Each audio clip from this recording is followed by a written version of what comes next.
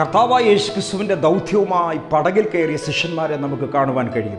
അപ്പോൾ തന്നെ കരയിലും ശിഷ്യന്മാർ ഉണ്ടായിരുന്നു. എന്നാൽ പടകിൽ കയറിയ ശിഷ്യന്മാർക്ക് വലിയ പ്രതിസന്ധികളുണ്ടായി. കാറ്റുകളും തിരമാലകളും അവർക്കെതിരെ ചലിക്കുവാൻ തുടങ്ങി. എന്നാൽ ആ കടലിൽ അവർ നശിച്ചു എന്നുള്ളതല്ല, ആ കടലിൽ പ്രതിസന്ധികളെ മറികടന്ന് അവർ അക്കരെ എത്തി എന്നുള്ളത് ബൈബിളിൽ കാണുവാൻ കഴിയും.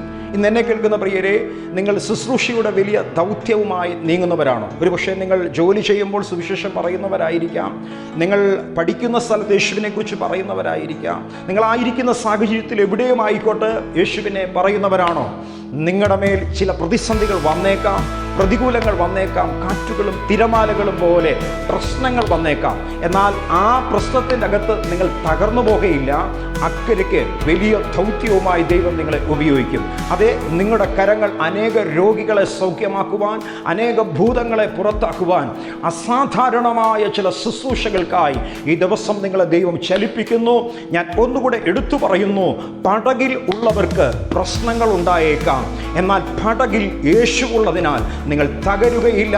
നിങ്ങളുടെ മേൽ അസാധാരണ ശുശ്രൂഷകൾ വെളിപ്പെടാൻ പോകുന്നു.